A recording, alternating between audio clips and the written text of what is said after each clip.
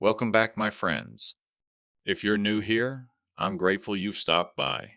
This channel is where stories of family sacrifice and truth find their way into the light. If you'd like to hear more, you can join us simply by subscribing. It helps you stay close to the stories, and it helps us keep telling them. Tonight's story carries a title that already feels heavy in the heart. They laughed at my dusty toolbox until I handed the keys to the apprentice. Max was 59. His hair had gone silver long before his spirit had, and his jacket, dark, a little worn at the elbows, still carried the faint smell of sawdust.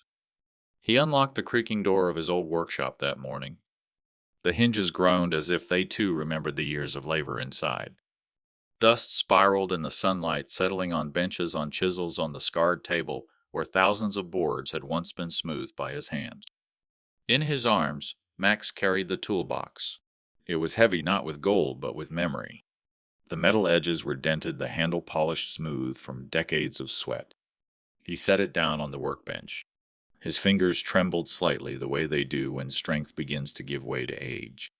The sound of the box touching wood echoed more than it should have in that empty room. Then came the voices. The children. Not children anymore, grown well-dressed, their shoes too clean for this dusty floor. They stepped inside with the confidence of people who believe they've outgrown the past. "Dad," one of them said, his tone clipped and sharp. "This old place is worthless." The words hung in the air like a hammer that missed its nail. Max looked at them, then down at his own hands, the same hands that had built their cribs, their tables, their chairs. His lips parted as if to speak, but no sound came. Only the faint tremor in his knuckles betrayed the storm inside. And so the scene was set: a father with his dusty toolbox and children who no longer saw the value in the dust, the sweat, or the hands that made it. The words, "this old place is worthless," still clung to the air, sharp as a nail stuck in bare wood. Max didn't answer. Instead, he let his eyes wander across the workshop. The smell of aged pine lingered faintly, though the tools sat idle. A shaft of light from the cracked window cut across the benches, illuminating the curls of wood shavings left behind years ago, as if time had paused mid-swing of the plane. He remembered when those benches were alive with sound, the saw's hum steady and patient, the hammer's rhythm echoing like a heartbeat. There had been nights he worked until the lantern sputtered out the air thick with sawdust that clung to his clothes and skin. He had built not only furniture, but a life: cribs where babies slept, tables where birthdays were celebrated, doors that opened into homes filled with warmth. Now his son leaned against that same table, tapping his phone, unimpressed. "You should sell this place, Dad. Nobody builds things by hand anymore. It's just old junk." The words struck harder than they realized. Old junk. Max's hand brushed the surface of the bench, and he could still feel the faint grooves where his chisel had bitten deep into oak. He had cut those lines with purpose, with pride. Now they were just scratches to eyes that didn't care. His daughter chimed in, her voice lighter, but no kinder. "Honestly, Dad, you should enjoy what's left of your time. Sell the workshop. Travel. Stop clinging to all this dust." She waved her manicured hand as though swatting away history. Max drew in a slow breath. He looked at their shoes, polished, untouched by dirt. He looked at his own hands, knuckles swollen, calluses, thick veins, rising like old roots. There was a distance between those hands and theirs that no words could seem to cross. For a moment, silence grew heavy in the room. The light shifted, catching the dull brass latch of the toolbox. Max's fingers reached to steady it, and again a tremor showed. Not weakness. Something deeper. A grief that had no place to sit. Then softly, almost to himself, Max whispered, "Once this place fed us. Once these hands put roofs over heads." His words weren't meant for their ears, but the walls of the workshop seemed to absorb them like wood taking in oil. Neither child answered. Their eyes drifted to their watches, their phones, the world outside that had no sawdust in it. And so the echo of saws and hammers was replaced by a colder rhythm, the tap of screens, the click of impatience, the sound of a family forgetting where it began. The silence in the workshop pressed against Max's chest until his mind was pulled backward. pulled to another night decades ago when the air smelled not of disuse, but of fresh-cut cedar. The memory was sharp alive, as though the grain of the wood itself still carried it. He was younger then, hair dark shoulders, strong eyes, bright with the quiet joy of creating. He had stayed up all night at this very bench lantern flickering shaping a toy chest for his little boy. Every nail he tapped in steady rhythm, every curve of the lid carved with care. Outside, crickets sang against the summer heat. Inside, Max hummed low to himself, imagining his son's small hands prying open the lid, eyes wide at the toys tucked inside. The chest still sat in the corner, now its paint dulled, its hinges stiff. Max's gaze drifted toward it, and the years folded together like thin shavings curling under a plane. He remembered carrying it upstairs, surprising his son at dawn. He remembered the boy's laughter, high and unbroken, filling the house like morning light. "Daddy made this for me," the child had shouted, as if the chest was magic and his father a magician. But now, standing in the present, his son only shrugged at it. "That old box, why did you even keep it?" The words fell flat cold. The contrast stung. The sacrifice, then sleepless nights, aching wrists, wood splinters, dug into skin, met betrayal now, as if love had aged into clutter. Max felt his throat tighten. His hand reached for the chest fingers, tracing the grooves of carved initials once cherished, now overlooked. He wanted to remind them. He wanted to say this chest held more than toys. It held your childhood, your joy, my devotion. But the words stayed trapped in his chest. Instead, he turned his body slightly, letting the light catch the scars on his hands. For a heartbeat, he let silence stretch long enough that it demanded to be noticed. Then, with a voice low but steady, he finally said, not worthless, "This chest kept your laughter safe when the world was too heavy." Don't you remember? His children didn't answer. Their eyes slid away. The moment broke sharp, painful, as if the air itself snapped in two. And in that break, Max realized something heavier than the silence. Sometimes the people you gave everything to are the first to erase the gift. The chest sat between them, half memory, half accusation. The sawdust on the floor seemed to stir, carrying both the echo of a boy's laughter and the bitter truth of the man that boy had become. The air in the workshop hung heavy after his words about the toy chest, but Max didn't argue further.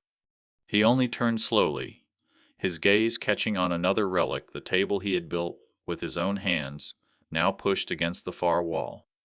Its oak surface was scratched corners, softened from decades of meals and elbows and late-night talks. The sight drew him back, years collapsing into one night, when the house was still small, the budget tighter than a knotted belt. His wife had wanted a table big enough to seat everyone for Sunday dinners. Max couldn't afford to buy one, so he crafted it himself. The memory played like a reel, the rasp of the plain shaving wood, the smell of linseed oil rising warm and sharp, the sound of his baby's cries upstairs, while his wife hummed to soothe them. Max had worked until dawn, his shoulders aching to make sure by morning they had a table sturdy enough to hold not just plates but a family's future. That same table had once held birthday cakes with flickering candles, steaming bowls of soup-whispered prayers before eating. It had been the stage for every argument and every reconciliation. Now, as his children circled the workshop, one of them scoffed. "You still kept this old table? It's too small, Dad. No one wants something that outdated. You should have tossed it years ago." The words cut like the edge of a saw. Max reached out, resting his rough palm on the surface, feeling the grooves worn in by decades of use. The betrayal sat in the room like an unwelcome guest.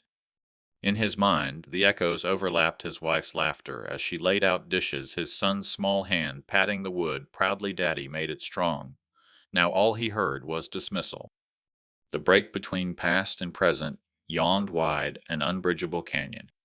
I pressed my hand harder on the table, willing them to feel what I felt. My voice dropped, almost trembling, but still edged with iron. This table fed you when I skipped meals. It carried the weight of birthdays when I had no money for gifts.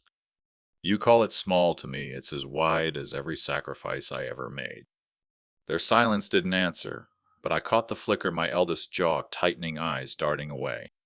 For a moment, truth pressed too close for them to deny. Then the moment shattered with a scoff.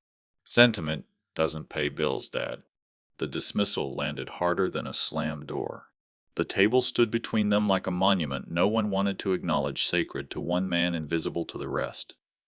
And in that rupture, Max felt the workshop grow colder, as if the wood itself recoiled from their words. He let his hands slide off the table, slowly sawdust, clinging to his fingertips, like the remnants of memories that refused to wash away. The table still seemed to vibrate under my palm, the silence of my children pressing heavier than any weight I had ever lifted. I turned slightly, my eyes catching another piece shoved in the corner, an old chair, its backrest curved legs uneven from the years of shifting floors.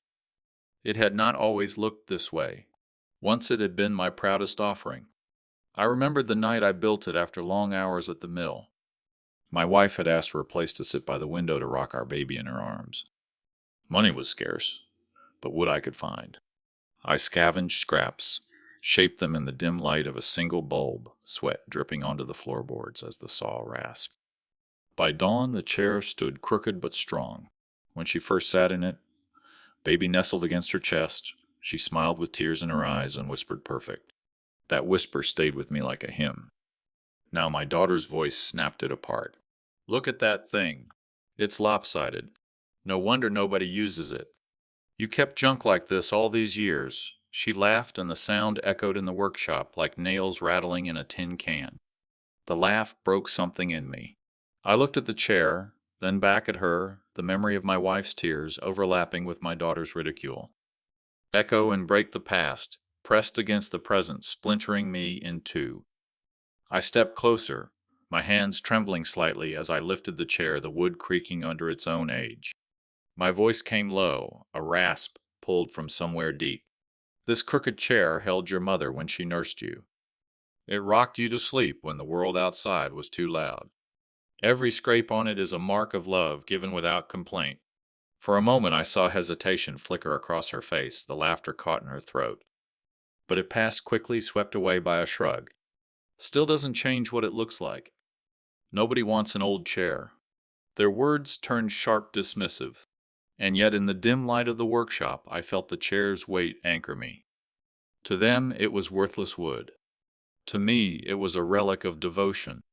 I pressed my thumb along the groove where my wife's hand had worn the finish smooth, and in that gesture I claimed its truth. The room felt smaller, airtighter. My children shifted impatiently, but I held the chair close, unwilling to let it be mocked into dust. They could scoff, but I knew this crooked seat had carried more grace than any throne. And as I set it gently back against the wall, sawdust drifting like quiet confetti to the floor, a vow rose inside me. If they would not see then, one day I would show them. The crooked chair still leaned against the wall when I turned back toward the workbench. My hand brushed the surface rough with years of use, and the touch carried me elsewhere, to the mill decades ago, when my body was younger but already breaking under long hours. The mill was a place of endless noise. Steel teeth grinding logs, the air thick with sawdust that clung to sweat-soaked skin, and the smell of resin stinging the nose. I worked double shifts, sometimes triple, the vibration of the machines rattling my bones long after I'd left for home. Nights blurred into mornings, my eyelids heavy, yet I never stopped. Every dollar was another tool, another clamp, another chisel I could add to the workshop. I remembered the day I brought home my first plane. It gleamed under the weak kitchen light, a second-hand purchase, but still shining to me like gold. My wife smiled, ran her fingers over it as if it were a gift of jewelry. "Now you can make something of your own," she said softly. That moment had kept me alive through many weary mornings. And yet as I laid the same plane on the bench now, my son smirked. "Dad, why do you still have this? Looks like it belongs in a museum. Nobody uses these anymore? You're clinging to junk." The word struck like a hammer. Junk. I felt a strange shift inside echo and break colliding. In one ear I heard the mill's roar, my lungs gasping against dust, the old ache in my back screaming from lifting logs alone. In the other I heard his casual dismissal, as though those nights of labor had been nothing more than wasted time. I picked up the plane. Its handle fit my palm perfectly, molded by years of use, the wood darkened by sweat. I wanted to tell him that each groove in this tool had been carved by sacrifice, that it had shaped not just wood, but the life they had been raised in. But instead, I just held it, letting the silence stretch. The weight in my hand became more than steel and wood. It became the weight of years they would never understand. My throat tightened, and for a moment I feared my voice would break if I spoke. When I finally managed words, they came low. This tool fed you. It kept a roof over your head when winter clawed at our windows. Don't call it junk. Their eyes flickered, but no apology came. Just a shrug, a glance exchanged, and the moment passed for them. But not for me. The mill's roar still echoed in my ears, and I knew if they would not respect the sweat that built their comfort, then I would find someone who did. The workshop had grown unbearably quiet after their laughter faded down the hall. Dust floated in the shafts of afternoon light, swirling like tired spirits. My hand still rested on the plane, but my grip had loosened. The silence pressed against me heavy as the mill's roar once was. Then came the sound, a knock. Soft, almost hesitant, as though the person on the other side feared to intrude. I turned, and in the doorway stood a boy no older than 17. His hair was unruly, his jacket 2 sizes too big, but his eyes, those eyes carried the same hunger I'd seen in my own reflection years ago, back when survival depended on whether or not I could endure another shift. Mr. Max, his voice trembled, but not from disrespect. From awe. I nodded, though my throat was tight. Yes. Son, he stepped inside his sneakers, scuffing against the worn floorboards. His gaze darted from clamp to saw, from lathe to chisel, like a pilgrim entering a chapel. I heard you might be looking for someone to help out. I don't know much, but I want to learn. For a moment the echo returned my son's smirk, his dismissal jump. And here, breaking through it, this boy's reverent whisper, learn. I felt my chest tighten, the contrast sharper than any blade I'd ever honed. My own children, born from my labor, had mocked it. Yet a stranger with nothing but eagerness in his voice stepped forward as if I'd guarded a treasure all along. The boy moved closer to the bench. His hand hovered above the plane I still held, but he didn't touch it as though waiting for permission. That small restraint, that respect, pierced me deeper than all their jeers.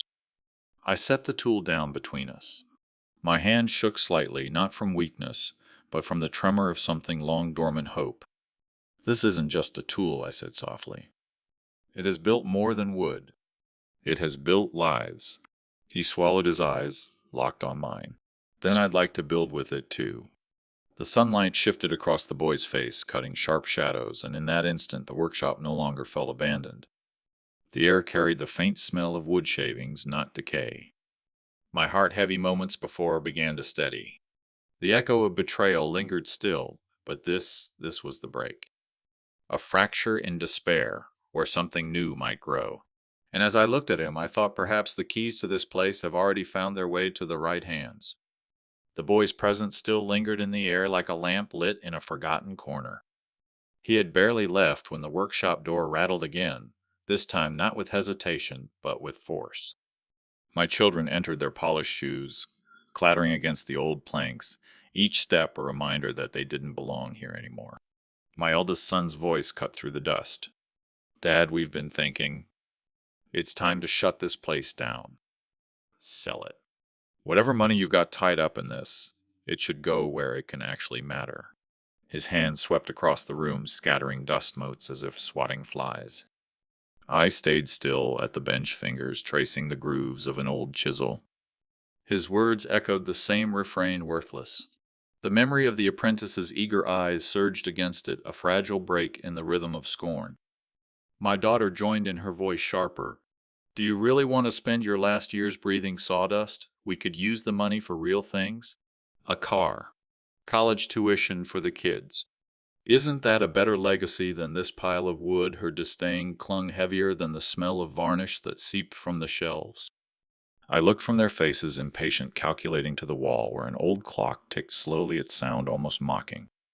They measured value in minutes and dollars. I measured it in cuts, joints, and hands blistered until strength was born.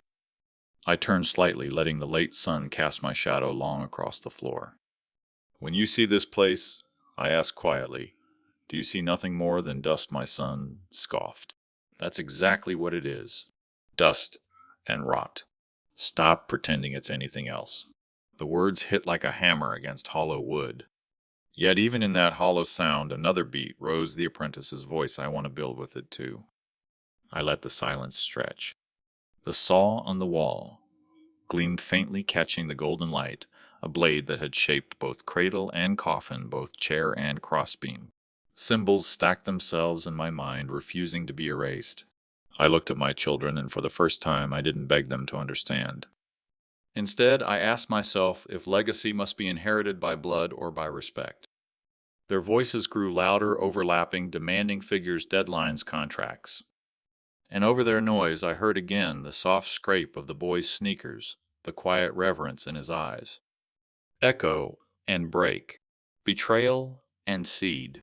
My hand rested on the dusty toolbox, and I felt no shame in the tremor that ran through my fingers. It wasn't fear anymore, it was the weight of choice. And I knew then not all laughter lasts. Some echoes are meant to be broken. The air was still thick with my children's demands when the workshop door eased open once more. This time it was not polished shoes that entered, but the scuff of worn sneakers. The boy stood there awkward yet steady, his eyes darting to my toolbox as if drawn by gravity. My children turned irritation sharp on their faces, but I raised a hand, halting their words. "Come here," I said to the boy, my voice cutting through the noise like a saw finding its groove.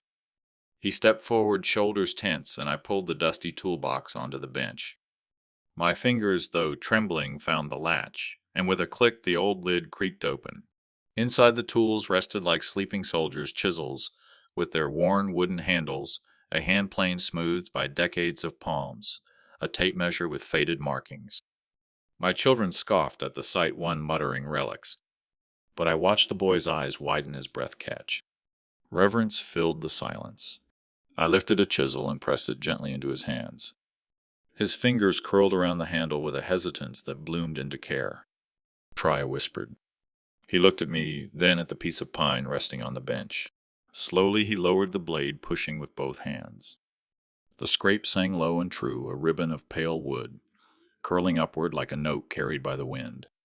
For a moment the entire room shifted. My children's laughter faltered.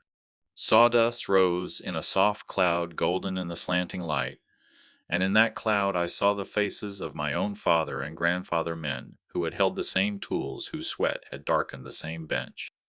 The boy's eyes lit not with greed, but with awe. He looked at the shaving of wood he had created as if it were treasure itself. My chest tightened. Here was the echo sacrifice reborn. "Do you see that?" I turned to my children, my voice rising. "That is not dust. That is legacy breathing." But their silence told me they did not see. The daughter folded her arms. The son rolled his eyes. Their vision was fixed on dollars, not on hands shaping hope. I leaned closer to the boy, my words meant for him alone. "Respect the tool, and it will teach you." His nod was small but certain. The rhythm had broken their scorn against his reverence, their dismissal against his careful touch. In that break I found clarity.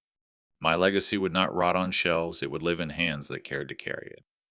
And as I closed the toolbox again, the sound rang like a gavel. The decision was forming, heavy and sure, though I kept it quiet, tucked beneath the beating of my heart.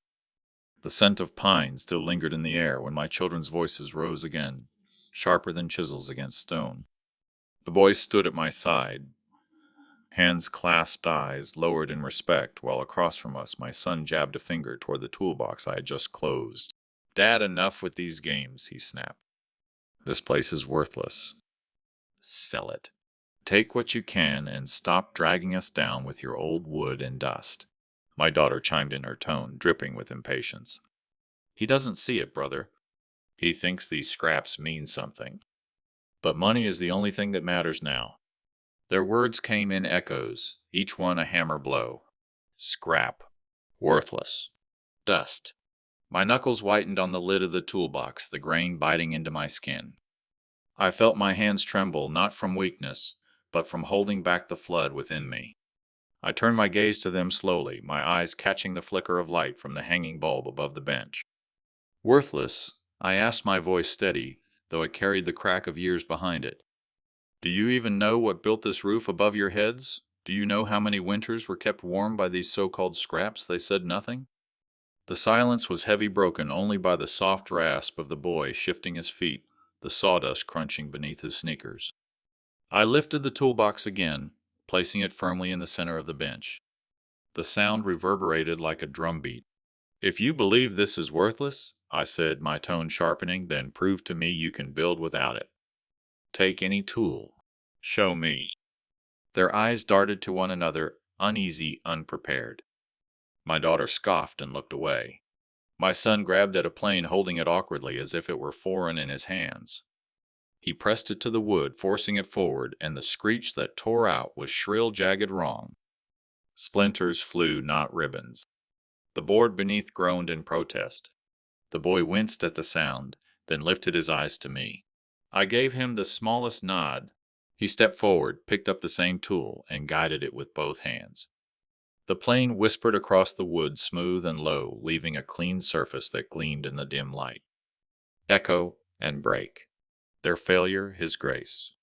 Their greed, his reverence. I drew in a slow breath, my heart thundering in my chest. Do you see? I said to my children louder now.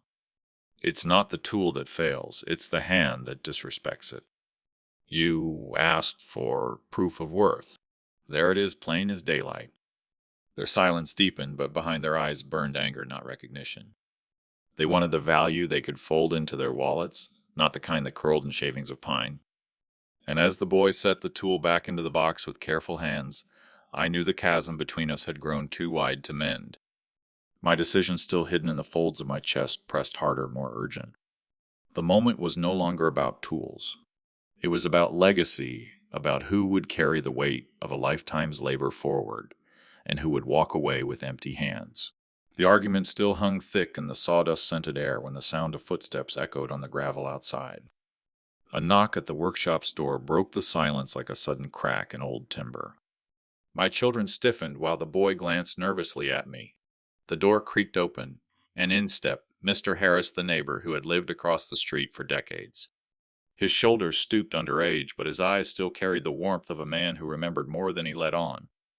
He leaned against the frame, the late afternoon light painting him in long shadows. I heard raised voices, he said quietly. What's going on here? My son scoffed, waving dismissively. Just trying to get Dad to face reality. This workshop is a pile of junk. He doesn't need to keep dragging it along. Harris's gaze moved slowly across the room. The tools hanging neatly in their places, the wood stacked like soldiers at attention, the boy standing tall beside me. His eyes softened. Junk, he repeated the word heavy with disbelief. Do you know how many nights I saw that light burning here when you were children asleep? Your father built furniture that carried families through lifetimes. That table in my kitchen, 40 years old, still standing strong. Your mother's rocking chair, he carved it by hand. The words fell like steady rain, each syllable washing away a little of their contempt, but also hardening their denial. My daughter folded her arms tightly as though barricading herself against truths too sharp. I stepped forward, my voice low but steady. He remembers, because he saw. While you sat in comfort, these hands, I held them out, callous, trembling, just slightly worked until they bled. Not for gold, not for glory, for you. Rotation of angles, my children shifting uncomfortably under the weight of an old man's testimony. Harris looking at me with quiet respect, the boy's eyes lit with a fire that burned against the shadows of their disdain. Harris's cane tapped once against the floor, punctuating the silence. If you call this worthless, he said, then you're calling your own history worthless. And maybe you don't deserve what's left of it. Echo and break, the same word they had hurled at me moments ago, now turned against them with a finality that made the air itself grow taut. My son's jaw tightened, his fists curling, but no words came. My daughter looked away, her face pale. The boy, however, stood straighter, as though Harris's witness had given him unseen armor. I turned back to the toolbox resting on the bench, its lid closed like a sealed promise. The decision pressed harder, now urgent and inevitable. My children had mocked it, denied it, but the truth was beginning to show its weight in the eyes of others. And I knew then the stage was slowly shifting. The workshop was no longer just a room of dust and wood. It had become a courtroom, and the witnesses were only beginning to arrive. The room still trembled with Harris's words, when another voice carried in from the open doorway. It was deep resonant, softened by age, but firm enough to command silence. "Max," the voice said, "is it true? Are they calling your life's work worthless?" I turned, and there he stood, the old pastor, Reverend Cole, his black coat brushing against the floor, silver hair catching the last flare of daylight. He leaned on his Bible as though it were both cane and compass. The air shifted when he entered like the hush before a hymn. My children stiffened again, caught between defiance and embarrassment. The boy bowed his head slightly, recognizing the weight this man carried. "I came because I heard the shouting." Cole continued, his eyes scanning the room. "And I remembered the pews in our church, the ones your father carved every groove shaped by his hands. I remembered the altar table polished so smooth it reflected candlelight like water. And I remembered the day we buried your mother. Do you know where we placed her flowers? On a stand he built? A stand that holds them still." Arc variation, the story slowed, stretched wide like a church bell's echo, each word tolling against their pride. My son opened his mouth to object, but the pastor raised a hand, silencing him without a word. "Worthless?" Cole asked, his voice breaking the air. "Then what do you sit on when you kneel to pray? What do you rest your arms on when you bow your head? Your father's work surrounds you, even when you forget to see it." Echo and break again, the word they had wielded now shattered against them, amplified by a witness who spoke not as neighbor but as shepherd. My hands gripped the toolbox tighter, knuckles whitening. The lid quivered under my touch, as if the wood itself remembered. I felt the sting behind my eyes, not from weakness, but from the weight of being seen finally by someone who still carried reverence. The pastor's gaze shifted to the boy. "You," he said gently, "you stand tall beside him. Don't forget, a true apprentice doesn't just inherit tools. He inherits the heart behind them." The boy nodded, his lips pressed tight, his chest rising with a quiet vow. Rotation of angles, my children fidgeting, their eyes darting toward the floor. Harris leaning on his cane, nodding solemnly. The pastor's shadow long and unwavering, and me caught between grief and vindication, the moment swelling like a storm, about to break. I breathed in the sawdust and candle wax lingering in my memory. The judgment was shifting, no longer a father defending himself, but a circle of truth closing tighter around betrayal. The toolbox sat between us like a verdict waiting to be read. The pastor's words still lingered in the air, hanging heavy like incense after prayer, when the sound of boots echoed from the corridor. A slow, deliberate rhythm, each step carrying years of labor, each strike against the floor, demanding attention. The door opened wider, and in came Harris's old foreman, Frank Donnelly, his shoulders broad, though his back bent with age, his hands still bearing calluses that no retirement could smooth away. He clutched a worn leather ledger, the corners darkened with sweat and dust. "I couldn't stay home when I heard the noise," Frank said, his gravelly voice cutting through the tension. "I thought maybe someone had forgotten what this place was built on." My children shifted uneasily, their polished shoes squeaking against the wood floor. The boy leaned forward, curiosity sparking in his eyes, while my daughter-in-law crossed her arms, her lips tightening as if bracing for more proof she couldn't dismiss. Frank laid the ledger on the workbench. The thump echoed like a gavel, silencing whispers, pulling every gaze toward it. "These are the records," he continued. "Every order, every shipment, every man's hours. You see these numbers?" He pointed with a trembling finger. "Every column is sweat, turned into bread." Max's hands, making sure no man went unpaid. "You think this shop was worthless? Then why did the town eat? Why did our children wear shoes? Why did the church lights stay lit?" Arc variation. The pace quickened, his words striking like hammer blows, then slowed as he let silence stretch, daring them to deny the evidence. My chest tightened. I hadn't expected him to keep those books. I hadn't expected the past to walk in with such undeniable weight. "You called him nothing," Frank said, his eyes narrowing at my eldest. "But I saw him working nights after everyone else went home. I saw him cut his own pay to cover a sick man's wages. You stand there talking about worth as if it's measured by shine on a suit. Let me tell you, worth is when a man's name makes others eat. Echo and break the accusation mirrored back, sharper, impossible to ignore. The boy beside me clenched his jaw, his small fists balling tighter. His eyes darted between the ledger and my face, and I knew he was starting to see to understand. Rotation of angles, Frank's gnarled finger on the ink-stained page, my daughter-in-law's shifting eyes betraying unease, Harris's silent nod of agreement, the pastor's hand resting on his Bible like an oath, and me trembling slightly, my hand brushing the edge of the toolbox, grounding myself in wood and memory. The ledger remained open, its numbers gleaming faintly under the flickering light bulb above. And in that silence, I realized the truth was no longer mine alone to defend. Others had begun carrying it forward, stacking proof upon proof until betrayal could no longer hold its shape. The room wasn't just a workshop anymore. It had become a tribunal.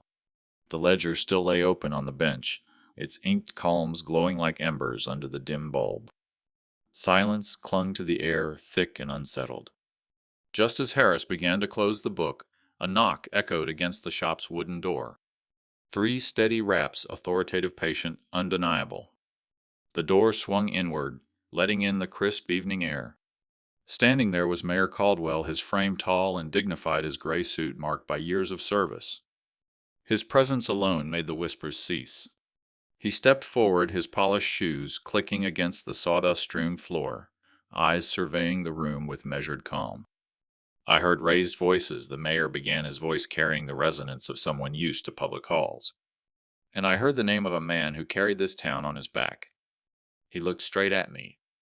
"Max, I didn't expect to find you defending yourself here." I swallowed hard, my throat dry, my hand tightening unconsciously on the edge of the toolbox. My children shifted uneasily. My daughter-in-law's eyes darted to the ground as if caught off guard by authority.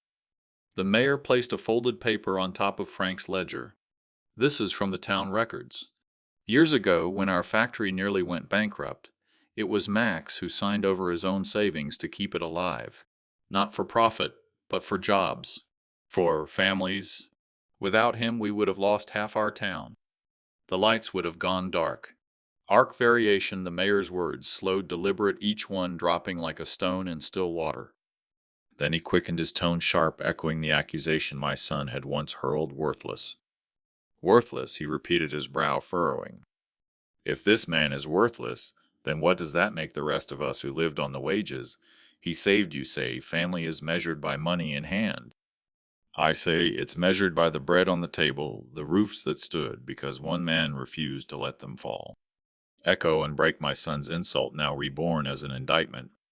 The boy beside me sat straighter, his small hands no longer clenched in fear, but resting calm upon the bench. His eyes shone not confused, but proud. Rotation of angles, the mayor's voice booming, cutting through the dusty air. Harris's quiet nod affirming each truth. Frank's calloused hand resting on the ledger like a seal. My daughter-in-law's restless shifting, her bracelets clinking faintly with unease. My son's silence, his jaw tightening with each exposed truth. And me, I felt the room tilt. I was no longer the accused. I was being lifted, held aloft by witnesses who carried the weight of my past when I could not. My chest rose, my hand steadied on the toolbox, and I whispered inwardly, "They are beginning to see." The mayor let the silence stretch, then looked at my son directly. "Inheritance is not built on greed," he said firmly. "It is built on gratitude. And gratitude is something your father gave this town long before you ever set foot in this workshop." The words hung there, filling the room with the quiet thunder of truth. The tribunal had widened. The circle of voices against betrayal had grown stronger. And I knew the tide had shifted again, pushing us closer to the moment when no one could deny what had always been carved into the grain of this shop sacrifice. The mayor's words still lingered in the air like smoke after a fire, thick and undeniable. My son sat stiff, jaw clenched, while the others shifted uneasily. For the first time, silence worked in my favor. And in that silence another sound rose, soft, steady, deliberate. The scrape of boots on wood. Eli, my young apprentice, stepped forward from the corner where he had been quietly watching. His hands were rough from labor, his shirt stained from sawdust and glue. He didn't clear his throat, didn't bow, didn't ask permission. He simply placed a small wooden box on the bench beside my dusty toolbox. I made this, Eli said, his voice quiet but clear. Every joint, every curve, every polish. Max taught me how. He gave me his patience when my hands were clumsy as tools, when I had none his time, when everyone else laughed. He opened the lid. Inside lay a set of perfectly carved dovetail joints, each piece sliding into the next with seamless precision. The kind of craft that spoke louder than words. Echo and break the same children who once mocked my tools, now leaned closer, drawn by the undeniable beauty of what those tools had produced in younger hands. I felt my throat tighten. My son shifted, scoffing under his breath. It's just a box. Eli didn't flinch. His eyes flicked to my son, then back to me. It's not the box, he said. It's the lesson. It's the hours he gave me. Anyone can buy wood. Anyone can own a shop. But not everyone can pass on what matters. That's what Max gave me, and it's worth more than gold. Arc variation, his tone swelled with conviction, rising and falling like a tide until the shop itself seemed to lean into his words. The micro-emotions rippled Harris's approving nod, the mayor's hand resting firmly on the bench, Frank's faint smile breaking through his stern face, the boy's wide-eyed awe, my daughter-in-law's bracelets clinking nervously as she shifted again. Rotation of angles, Eli's trembling hand on the box, my own fingers brushing the cold metal handle of my toolbox. My son's arms folded defensively, the boy's eager lean toward the proof of skill, the mayor's gaze sweeping across the room like a judge weighing evidence. And me, I felt my heart break and mend in the same moment. This young man, not bound by blood but by loyalty, had spoken the truth I could not. I straightened, drawing a breath. Family, I said, my voice low but caring, is not only who shares your name. It's who shares your burden. Who carries forward what you've built. The room held its breath. My son's eyes darkened, but even he could not undo what had been shown. The future of this shop lived in Eli's hands, not his. The tribunal had grown again, no longer just neighbors and officials, but living proof. Proof carved in wood, proof passed from old hands to new. And for the first time that night I saw the end on the horizon, the moment when keys would no longer jingle in my pocket, but rest in the palm of someone who truly understood their weight. The box still lay open on the bench, its joints gleaming under the low light. Eli's words had not faded. They pulsed in the room like a bell that would not stop ringing. And just as the quiet settled into something sacred, it was broken, shattered by the voice I had once longed to hear with pride. That's enough, my son barked, his chair screeching back across the floor. He strode forward, eyes sharp, face flushed red. This boy has no right to stand here, no right to claim what's ours. This shop belongs to me. To us. Not to some stray you picked up. Echo and break the community's earlier silence turned to a low rumble. The mayor stiffened. Frank shifted his weight as if ready to step in. Harris leaned closer, frowning. The boy clutched at his mother's skirt, her bangles trembling against the wood. I stood still, my hand brushing the edge of the toolbox, steadying myself against the quake of betrayal. My son's voice rose again, sharp, brittle. You hear me, father? You can hand him wood scraps, you can waste your hours teaching him. But the deed, the name, the blood, it all says the same. I'm your son, and I'll take what's mine. Arc variation. His tone climbed to anger, dipped into threat, and then flared again with a kind of desperation that revealed more than he intended. The room could see it. His claim was not built on love, nor respect, nor craft. It was built on entitlement, and it rattled like a hollow board under a hammer. I raised my eyes, and for a moment the air bent around me. I saw every sacrifice that had led here, the nights sanding oak until my palms bled, the mornings repairing chairs for neighbors who had no money to pay, the afternoons teaching Eli to fit a joint so tight that light could not pass between. Each memory stood in the room like an invisible jury. Rotation of angles, my gaze caught Eli's steady posture, the mayor's furrowed brow, Frank's tightened jaw. The neighbors pressing closer through the doorframe, the dust dancing in the lantern light as if the past itself hovered to witness. You speak of blood, I said, my voice cutting through. But blood without respect is just water spilled on the floor. He flinched as if struck. For a moment, silence stretched. Then he slammed his palm down on the bench, rattling the box Eli had made. "You can't shame me here," he snapped. "I'll take the deed. I'll take it all. You'll see." But the crowd had already seen. They had seen his greed laid bare. They had seen the apprentice's craft. They had seen the old man's hands trembling not with weakness, but with the weight of truth finally spoken aloud. The night was shifting. No longer was this about tools or inheritance. It was about honor carried or betrayed. And I knew the climax had only begun to unfurl. The world outside the shop door was waiting, and the choice of who carried the keys would soon move beyond these walls. The hammer of my son's palm still echoed in the shop when the sound of voices swelled outside. What had begun as whispers among neighbors was now a tide pressing at the doorway, spilling into the night. The lantern light flickered against their faces. Farmers, carpenters, the blacksmith mothers holding children who leaned in to see. The shop walls could not contain what was unfolding. Frank stepped forward, his boots scraping the floor. "Max," he said firmly, "this isn't just between you and your boy anymore. The whole town's seen what's brewing. If there's truth to weigh, let it be weighed where all can hear." Arc variation, where tension had curled in low murmurs, it now cracked open into a roar of movement. The crowd carried us like a current, pushing out of the workshop and into the square where the autumn air bit colder and the bell tower loomed like a silent judge. I walked with the toolbox in my hands, its weight more than cedar and steel. My son strode beside me, shoulders stiff, his eyes darting at the crowd. Eli trailed just behind his face, pale but steady, his small box clasped tight to his chest, as if it were proof of something larger than words. Symbolic variety, the box, the deed, the keys jangling faintly in my pocket. Each one held a meaning, and the townsfolk's eyes searched them like scripture. The mayor cleared his throat, lifting his cane. "Speak plain, Max. What is this quarrel that brings neighbors from their tables?"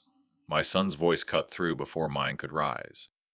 "It's simple," he said, chin high. "I'm his blood.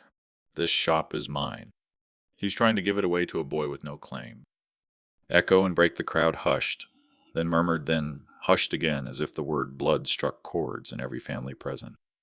I lifted the toolbox, my fingers trembling, but my back straight. "You call it blood," I said, my voice carrying sharper than I knew it could. "But tell me, neighbors, what is family, if not respect? What is inheritance, if not honor?" I taught my son these tools. Yet when he looks at them, he sees only coins. Eli looks and he sees craft. He sees worth. Rotation of angles. The mayor's eyes narrowed. Frank's arms crossed the blacksmith, nodded once, slow and heavy. A woman near the edge whispered, "It's true." I brought him chairs. The boy fixes them with care. Others echoed, their voices layering until the square itself seemed to lean toward judgment. My son's face flushed dark. "You'll regret this," he spat. "You think these people matter, their clapping won't feed you." But the words rang hollow against the rising hum of the square. The bell above seemed to shiver in the wind, waiting for the strike. I looked at my son then, and my voice broke softer, sharper.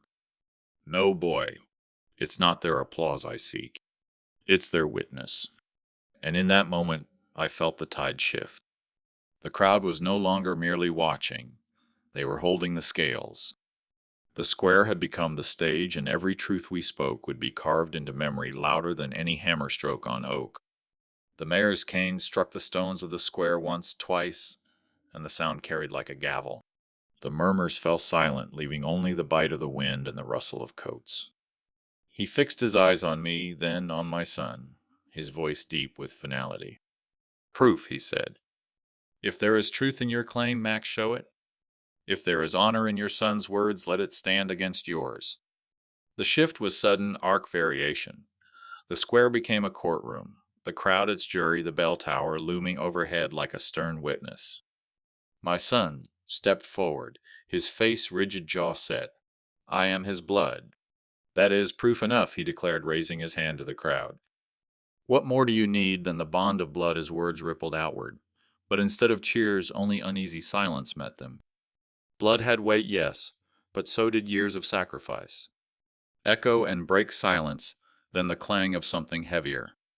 I slid the ring of keys from my pocket, their metal chime sharp against the night.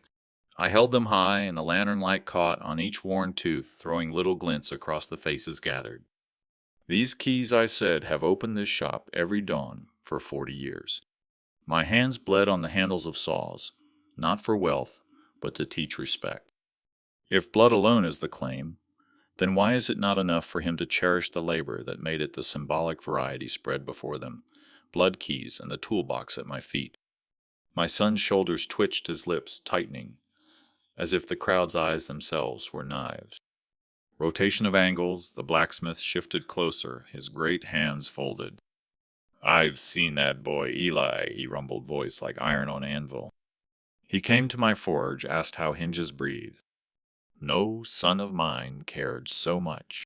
Respect is more than birth. A murmur of agreement rose. My heart pounded my throat dry, but I pressed on, stepping closer to Eli. His small box was still clutched to his chest, his eyes wide but resolute. I placed the heavy keys in his trembling hands. The sound of them settling into the box echoed across the square louder than a church bell. Gasps, then a hush, then the break again. The crowd surged forward, voices rising. "He deserves it, the boy respects the craft. Max is right." My son's face twisted, red fury flaring, but his words drowned under the swell. The square itself had spoken the verdict, already carved into the cold night air. And in that instant I knew the shop's future was no longer mine alone to decide. It belonged to the truth. Everyone had witnessed honor, respect, and the steady passing of tools from one hand to another. The square was still humming from the echo of the keys when my son lunged forward, his hand slicing through the cold night air. His palm cracked against Eli's box, sending it tumbling, the keys spilling like coins across the cobblestones. The clang reverberated, sharp, merciless, an iron bell breaking the hush. Gasps shot up from the crowd. The apprentice staggered back, clutching his chest, eyes wide with fear, but refusing to cry out. My son's voice cut through, jagged with rage. "He's a boy, not family, and he jabbed a trembling finger at me. "You've lost your mind. Everything you build is mine by blood." By right arc variation, the fury surged, then fell silent under my voice. "Blood without respect is only noise," I said, stepping between him and the boy. The air smelled of smoke from the lanterns, bitter, almost choking. My hand shook as I bent to gather the keys, each one cold against my skin, each a shard of the life I had lived. Echo, and break the clang, the silence, the crowd holding its breath. Rotation of angles, the neighbor's voice thin, but firm, rose from the edge of the crowd. I saw Eli sweep those floors before dawn when no one asked him. I saw Max's son walk past the open door, mocking, never lifting a finger. Others joined a mosaic of witnesses, the pastor with a hand to his heart, the seamstress with tears in her eyes, the blacksmith's baritone once again rolling out like thunder. Symbolic variety, the boy stooped, picking up one fallen key and holding it close as if it were a relic. My son stood, frozen fists tight, his chest rising and falling in furious rhythm. His shadow seemed to swell against the walls, but his power shrank with every voice rising against him. And then I had to break the silence. My throat burned as I lifted the last key, holding it high once more.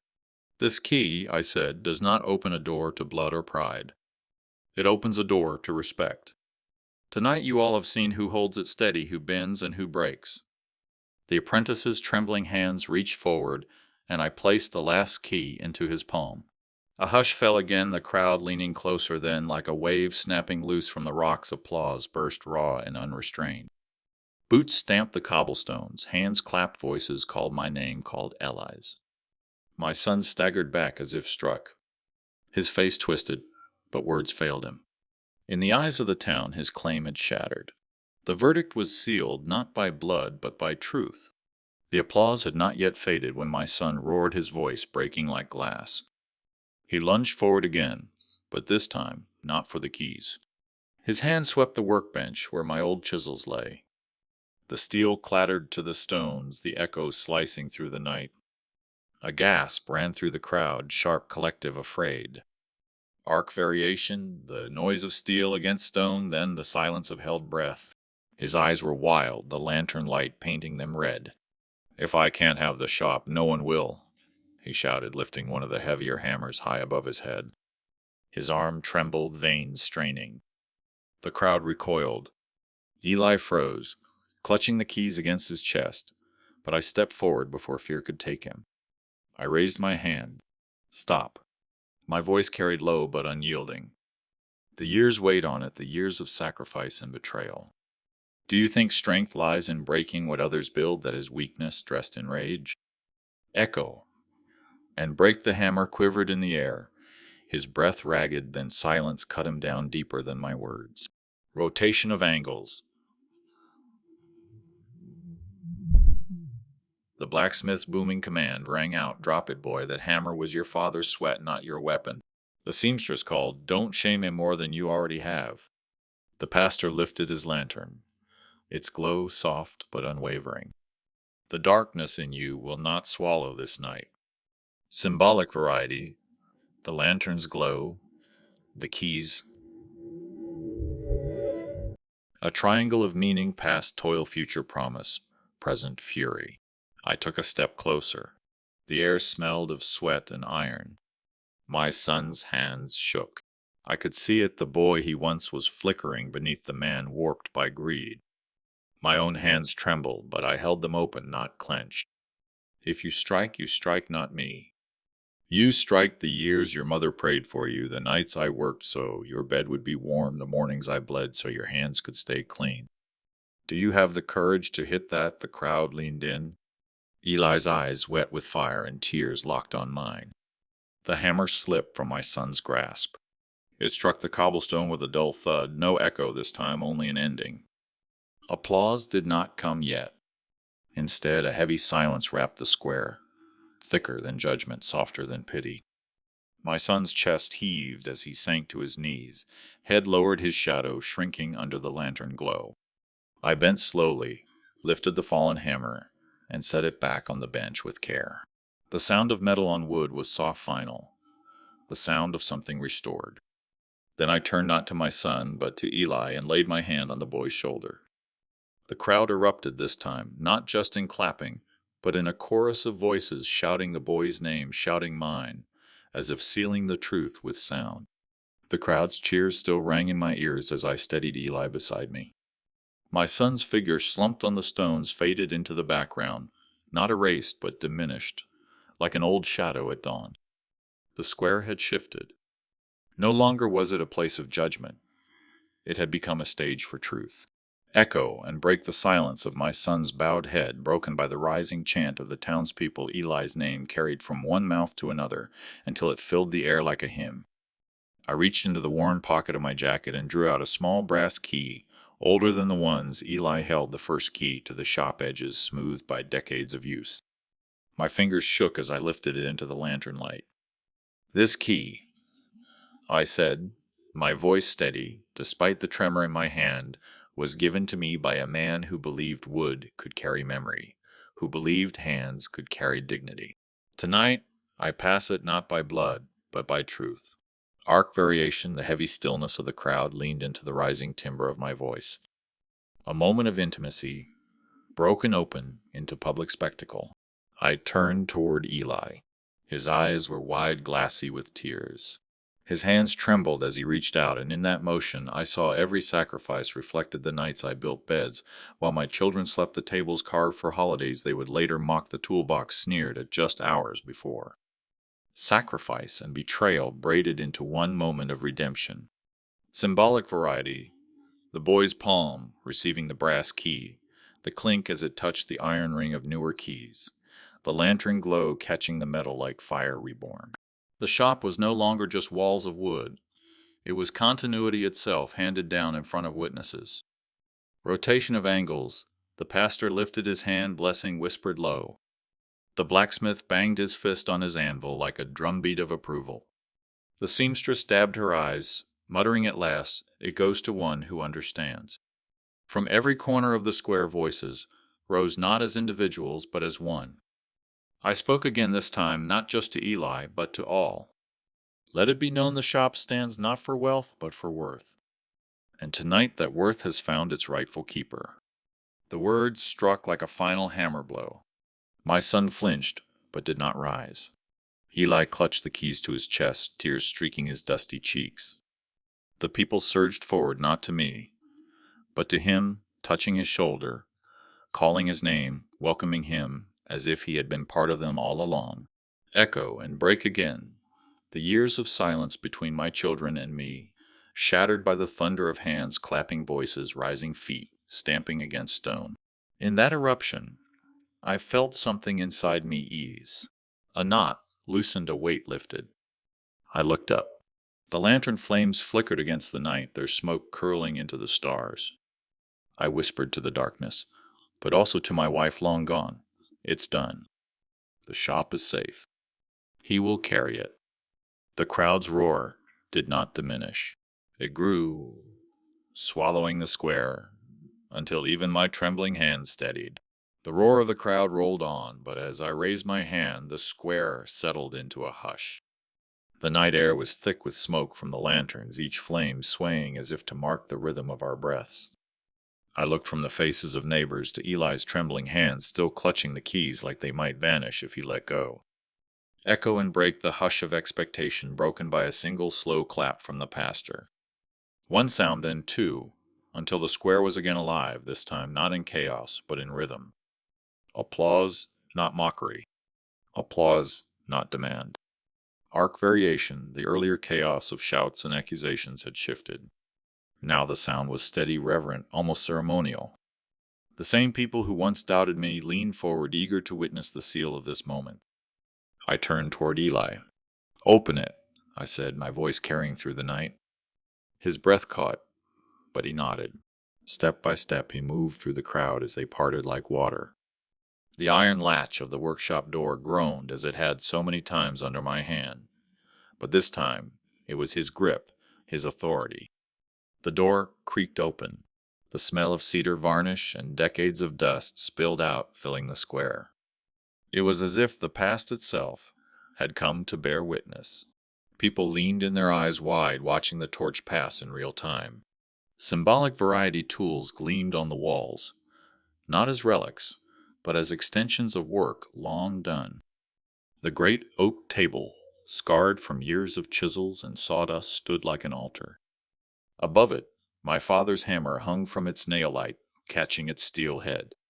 Eli stepped inside and touched it with reverence as if it were holy. Rotation of angles, the widow at the edge of the crowd whispered that was the hammer that built my cradle. The blacksmith muttered that saw cut the beams of my roof. A younger man pointed eyes wide, that bench, that's where he carved the toy horse I still keep. The workshop wasn't mine alone. It was stitched into the lives of everyone here. I stepped across the threshold and stood beside Eli. "This is what they laughed at," I said softly, my eyes finding my children at the back, their faces pale. "This dust, these tools, these walls. They thought worthless. But see how the people know them. See how the people honor them." Echo and break silence, heavy and thick, shattered by Eli's voice. He turned to the crowd, keys still in hand, and said, "The shop isn't just a place. It's a promise." His words cracked raw with youth, but they struck truer than polished speeches ever could. The crowd erupted again, a wave of sound pressing against the workshop walls, shaking loose, the dust filling the rafters. Applause, cheers, blessings shouted over one another. A living chorus that consecrated the handover. In that moment, I felt the arc crest. My betrayal had been swallowed by this public truth. The sacrifice, once hidden in sawdust and silence, now lived in Eli's trembling voice, the people's thunderous affirmation, the tools shining as if awake. I closed my eyes, my hand on the oak table, the rough grain pressing into my palm. For the first time in years, I felt not the ache of loss, but the calm of continuity. The roar of applause slowly ebbed, leaving in its wake a different silence, one that was sharper edged with the weight of unspoken truths. My children stood at the fringe of the square, their clothes neat, their shoes polished, but their faces betrayed them. Eyes darted, jaws tightened, lips pressed thin. They had watched the keys pass from my hand to Eli's, and with it the ground beneath their own feet had shifted. Echo and break the cheers, still echoing off the workshop walls, clashed against their silence. That break was louder than any applause. Arc variation, where the crowd's voices rose like a hymn, their stillness was a void, a refusal, a wound. The rhythm of the night split celebration on one side, shame on the other. I saw my son glance away toward the road, as though escape might erase what had been witnessed. My daughter's hand gripped her purse so tightly that the leather bent under her nails. They had called this place worthless, yet now it had become the very altar of their humiliation. Symbolic variety, the workshop door stood wide open, lantern lights spilling across the square, illuminating the dust in golden flecks like tiny stars. Behind that glow, Eli's frame stood steady, outlined against shelves of tools that whispered of generations. In contrast, my children's shadows clung to the far edge of the square, dark, restless, shrinking back from the light. Rotation of angles, I caught the eyes of a neighbor, the retired teacher who had once scolded me for letting my kids think money could measure worth. He shook his head, muttering, "They don't see it, do they? They don't see the truth." Another angle, the baker wiping flour from his apron, said quietly to the widow, "Eli looks more like a son than the blood standing there." Every voice in the crowd pressed their judgment silently or aloud, and my children stood beneath it all. I turned, facing them fully now, and for the first time tonight I spoke directly to them. "You wanted treasure," I said, my voice carrying into the tension. "But treasure isn't in coins or land deeds. Treasure is in the lives built by these hands and the trust carried on in the respect of those who know sacrifice." My words weren't shouted, but they fell like stones in still water, sending ripples through the crowd. Echo and break, Eli stepped forward, lifting the hammer from the wall. He held it up, and for a moment the square was lit not by lanterns, but by memory. His hands trembling, his eyes glistening, he said, "This isn't just his tool. It's the weight of every promise he ever kept." The break was the crowd's gasp, followed by the rolling wave of their affirmation.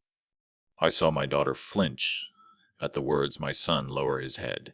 The break had reached them too. Their silence was no longer a weapon, but a shield too thin to withstand the truth standing before them.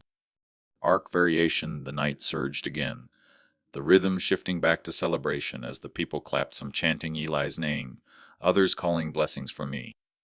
The air was alive with sound, but inside that noise I saw the fragile collapse of the pride my children had clung to.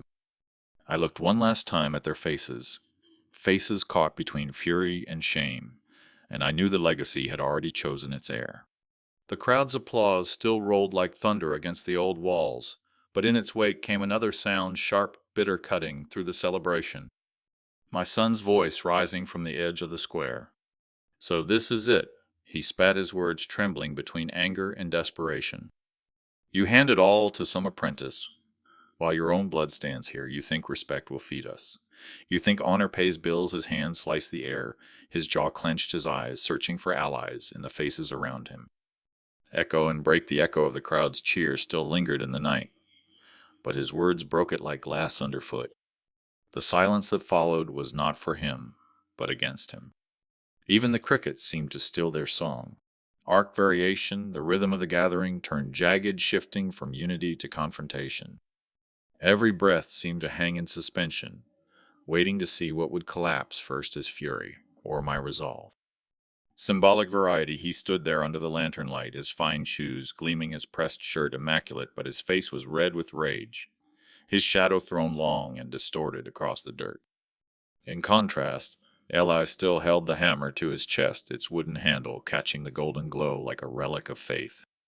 Between them stood the toolbox, dusty and quiet, like a witness too old to speak, but too true to deny. Rotation of angles. The widow whispered from her porch, "A son who forgets his father's hands is poorer than any beggar." The blacksmith beside her rumbled, "Blood is not the only bond. Respect is the truest kinship." Their words traveled in low murmurs, circling my son like invisible chains. I stepped forward then. My heart pounded, but my voice was steady. "You laugh at what you never built. You mock what you never carried. This workshop fed you, clothed you, gave you warmth when winter bit through the walls. And yet you stand here thinking only of gold. He tried to interrupt, but I lifted my hand, rough scarred, still trembling, and the crowd hushed again. Blood without respect is nothing, I said. But respect earned and given makes family out of strangers. Tonight everyone here knows who stood beside me when the beams sagged, when the roof leaked, when the debts nearly crushed us. And it wasn't you. Echo and break the crowd erupted again, their voices crashing like waves. Some clapped, some called Eli's name, others simply nodded with tears in their eyes. My son's shoulders jerked back as if the sound itself had struck him. My daughter looked away, her face pale. Arc variation. The rhythm surged the community, lifting the moment higher while my children's defiance sagged under its weight. The chant of Eli's name swelled, then broke apart into blessings for me, for the tools, for the workshop itself. I looked at them, my own blood standing small before the truth, and I knew this was the moment when pride burned itself to ash. The dusty toolbox at my feet seemed almost to hum with the weight of generations, and as I glanced toward Eli, I saw him hold it steady, as if ready for the final passing. The air held tight, as though even the night itself waited. My son's protest still echoed sharp and jagged, but it had already lost its power. What remained was the weight of the moment, the toolbox sitting between us like a sealed truth, waiting to be spoken. I bent slowly, my knees stiff, my hand hovering above the lid. My fingers brushed the old wood. The dust lifted in a faint cloud, shimmering under the lanterns like smoke rising from an altar. My heart thudded once, then twice. This was it. I lifted the toolbox. Its weight pressed into my bones, heavy with years of nails, sawdust, sweat. My son's eyes locked on it, desperate, as if gold might spill out once I opened it. My daughter's gaze flickered, torn between shame and longing. Arc variation, the rhythm slowed. Every breath in the crowd grew shallow, every eye sharpened. The widow clasped her hands tighter, the blacksmith leaned forward. Eli stood rooted in place, his chest rising and falling like a drum.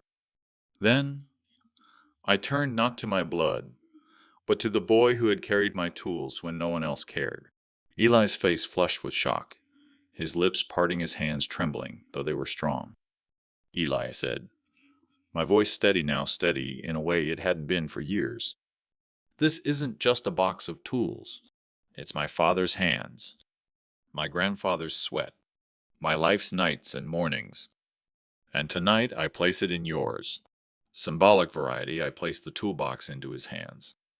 The rusty hinges groaned like an old man's sigh, but the sound was drowned by the sudden roar of voices. The crowd broke into cheers, a surge of clapping shouts of blessing feet stamping against the ground.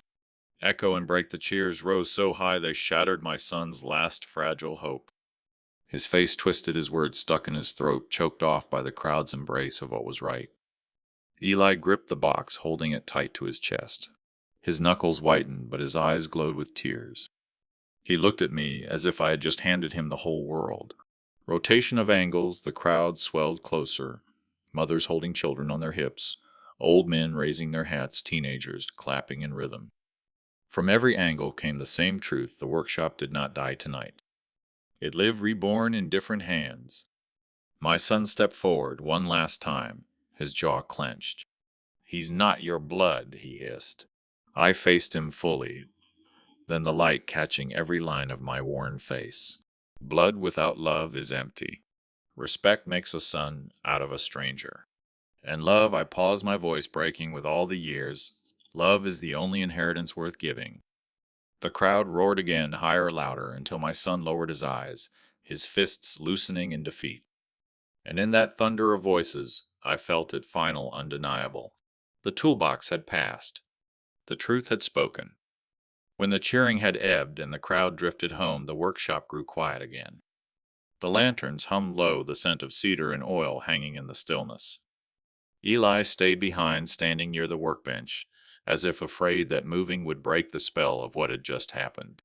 I touched his shoulder. "This place is yours now. Keep it alive. Not with money, not with show, but with the care of your hands." He nodded, voice trembling. "I will, sir. I promise." I left him there among the tools, a new chapter waiting to be written. The night air was cool as I walked the path home. Gravel crunched under my boots. The sky opened wide above me, and for the first time in years, my heart felt light.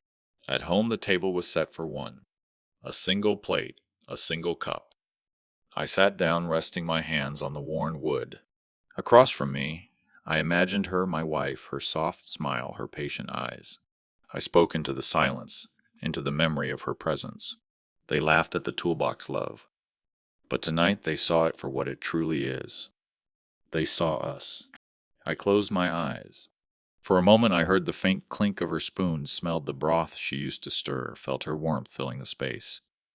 And then only silence, but a silence full of peace. The world outside would go on, my children would face their own reckoning. Eli would build with steady hands, and the workshop would live. But for me, the chapter had ended as it should.